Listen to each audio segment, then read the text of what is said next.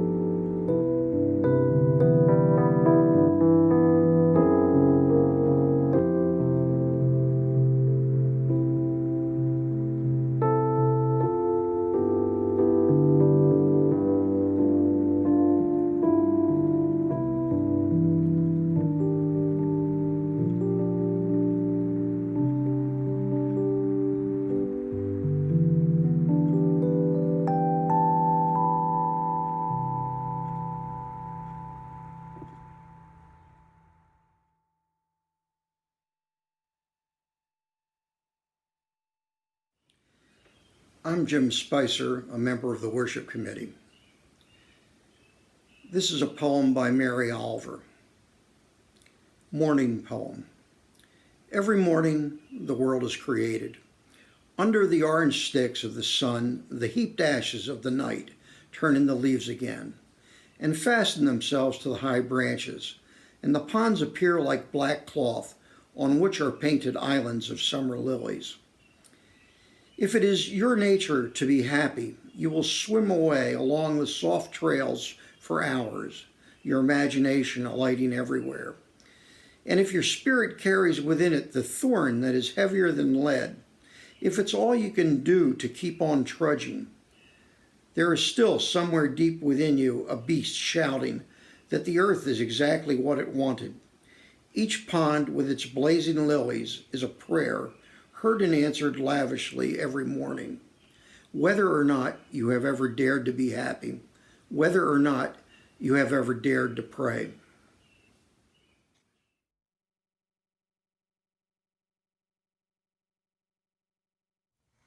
Morning has broken like the first morning. Blackbird has spoken like the first bird. Praise for the singing, praise for the morning, praise for them springing fresh from the word. Sweet the rain's new fall, sunlit from heaven, like the first dew fall on the first grass. Praise for the sweetness of the wet garden, sprung in completeness where his feet pass. Mine is the sunlight, mine is the morning.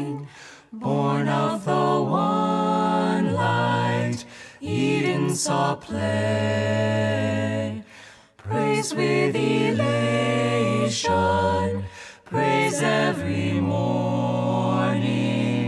God's recreation of the new day.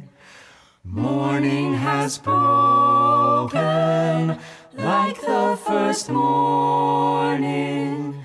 Blackbird has spoken like the first bird.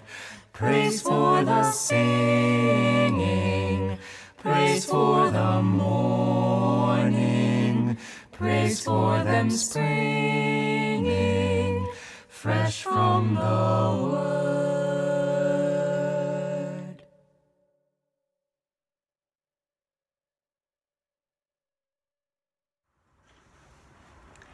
Hello from California. John and I moved here from Maine in 1982 to be closer to his aging parents. Within the next few years, my 2 young adult daughters also settled out here. The last time I didn't get home to Maine for at least part of the summer was 38 years ago, when I was pregnant with our son, who was born in the middle of August. This summer, this year of COVID-19, the privilege of traveling, and I've certainly come to appreciate it as a privilege, is just not a wise choice. I am, after all, in the high-risk age group. Who could have imagined I'd be here in my garage-top flat in Encinitas, California, speaking to you this way? And who could have imagined we'd be able to call each other as easily as we do, and that a 3,500-mile distance would be like talking to somebody at the other side of the same neighborhood? When I left Maine at the end of October last year, I suspected that my farewells to Brad Mitchell and to Connie Wirtz might be final. Dear souls, both of whom will be dearly missed and fondly remembered.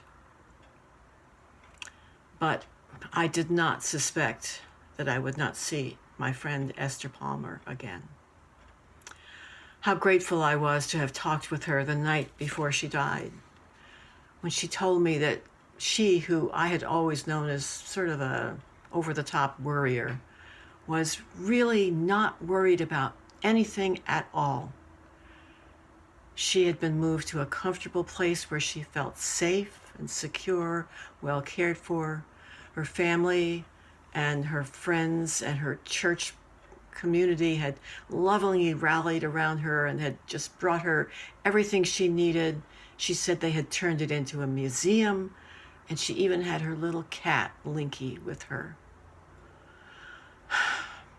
I'll miss her terribly.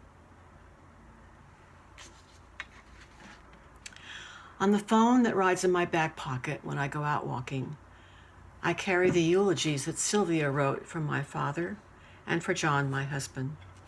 Some of you remember the memorial for my dad. It was held in the summer of 2013 in the Topsom Library. Then the next spring, Sylvia led the first memorial service held in our new church building for John Lewis McLaren, my husband. Today, with a shut-down building, we access our memories, hold them to our hearts, and lean forward to the edge of our shelter. We lean forward seeking ways to adapt and to cope. One of the privileges I enjoy is watching classical music performances on YouTube. Not just music, other things too. And each Saturday morning at 10 my time, I watch a concert from the Berlin Philharmonic. Some of it's live streamed, some of it archived. But I purchased what they call an online ticket. So I get this little chime reminder about 20 minutes before their concert. It gives me a chance to get my cup of tea and sit down properly for the concert. Then there's the Netherlands Bach Society. Visual and audio access to splendid music ensembles, instrumentalists who play these wonderful Baroque instruments in settings like an Amsterdam church or a museum, wonderful acoustics, especially wonderful for the music of Bach. I get to hear the B minor Mass, the cantatas, the Brandenburg concertos.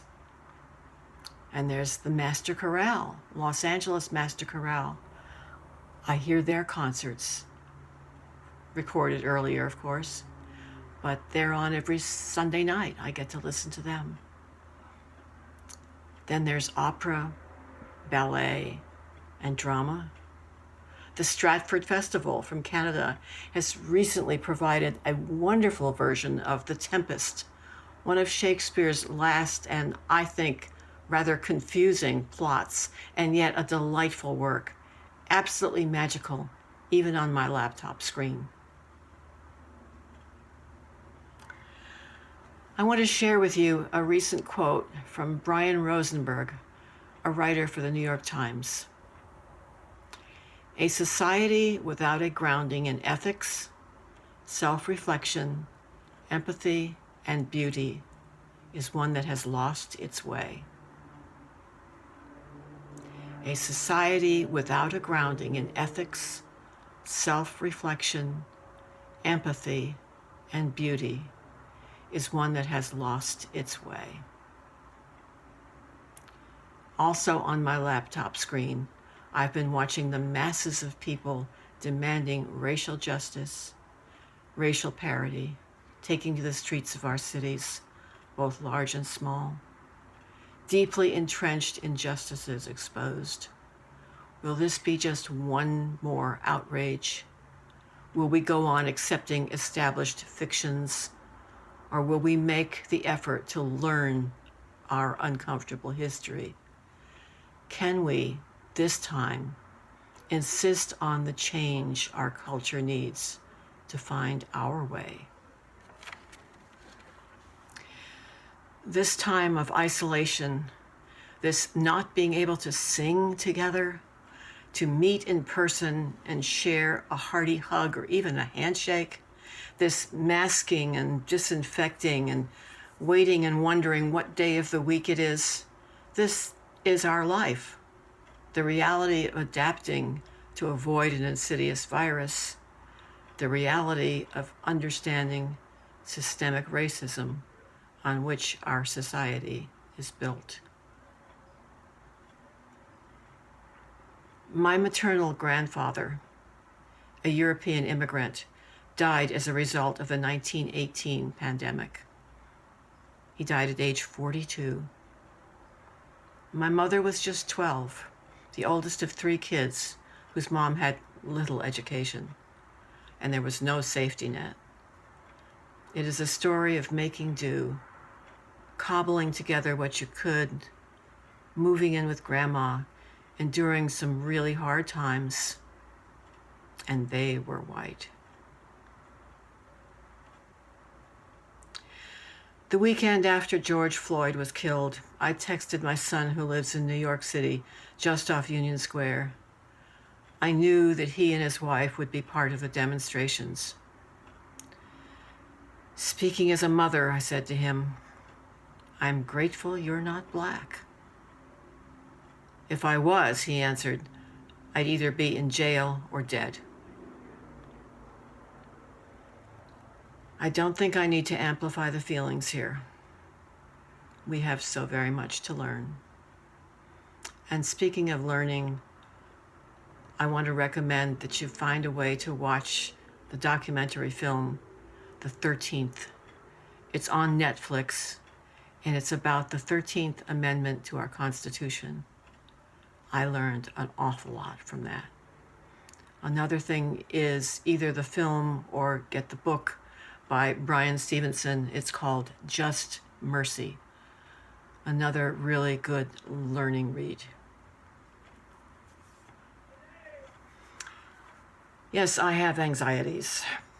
Even for me, as a white, US-born, cisgendered woman, there are losses, unknowns, adjustments.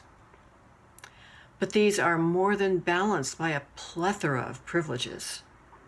And this time of slowing down, facing myself, dealing with the realities of life here and now and in this culture, how do I find a grounding place between rage or lethargy? Sometimes I don't. But I will tell you, music helps. My dad grew up in central Maine, in Sydney. He graduated from the University of Maine, Orono, in 1937. He remembered some of the great floods, Penobscot, Kennebec, Androscoggin rivers, before effective dams or control channels. I think Judd Caswell got it right when he wrote his song personifying the river that runs between Brunswick and Topsom. I've seen photographs of that river during the floods. You probably have too. I heard my father's stories. The survivors of those times couldn't imagine how they would ever recover. In actuality, we cannot be together right now.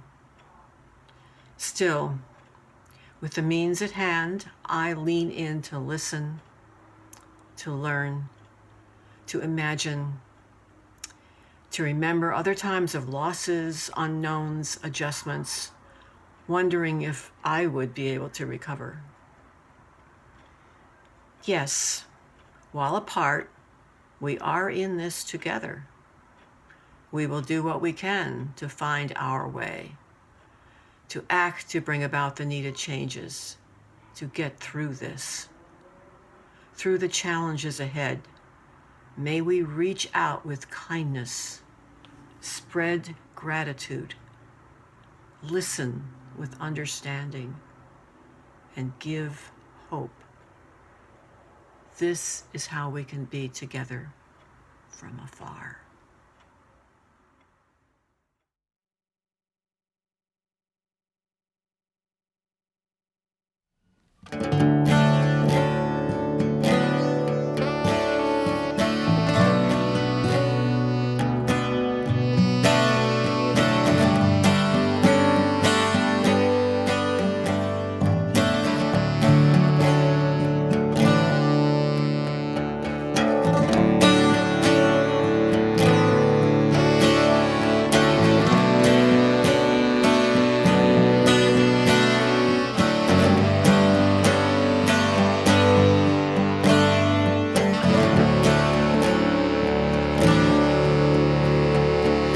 Androscoggin River, staggering and stumbling, tumbling down the rapids through town,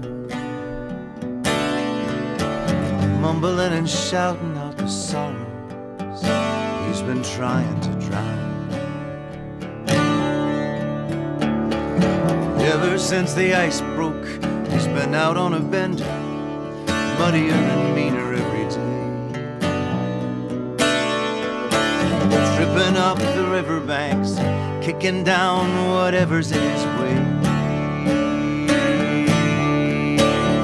Set up, knock 'em down, that's the name of the game in this town. Set up, knock 'em down, watch the fall.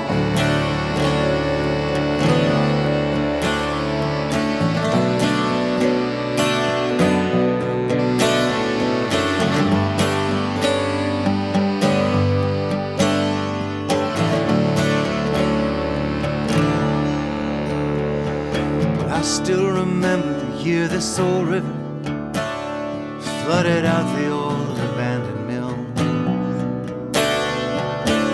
All the boys were drinking Narragansett, watching from the hill. As the Androscoggin River climbed that foundation, tore out every scrap they left behind. Guess he used to work there. When they left, he didn't take it kind. Set 'em up, knock 'em down, that's the name of the game in this town. Set 'em up, knock 'em down,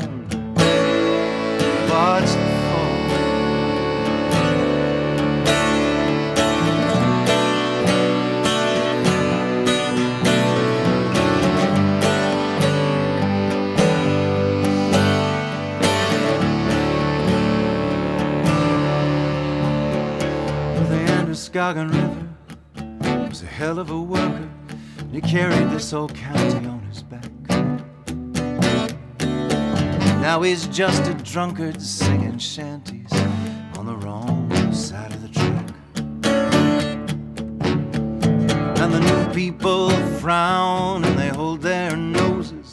Their little ones throw rocks and run away. You should have seen him the day he dragged that mill down to the bay. Set 'em up, knock 'em down. That's the name of the game in this town. Set 'em up, knock 'em down. Watch the fall. Set 'em up, knock 'em down. That's the name of the game in this town. Set 'em up, knock 'em down. Watch the fall. Watch the fall. Watch the fall.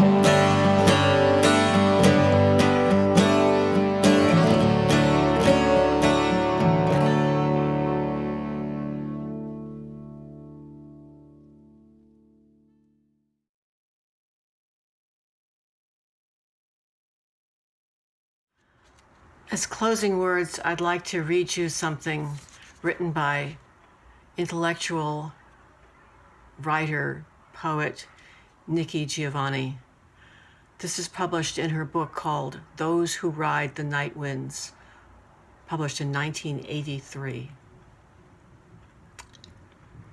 To be Black in America is to not at all understand time.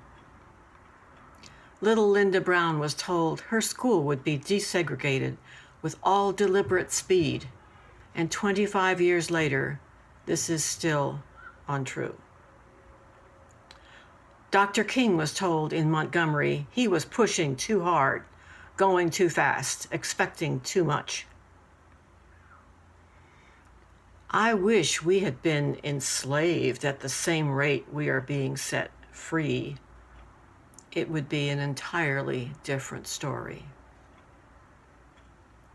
I wish the battleships had sailed down the Mississippi River when Emmett Till was lynched at the same speed they sped to Cuba during the missile crisis.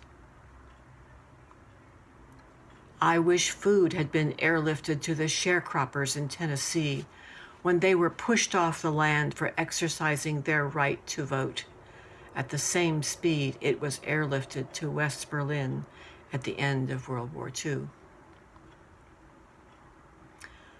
But I'm only a colored poet, and my wishes, no matter which star I choose, do not come true. But I'm also a writer, and I know that the Europeans aren't the only ones who keep time. And some of the time is going to be my time, too.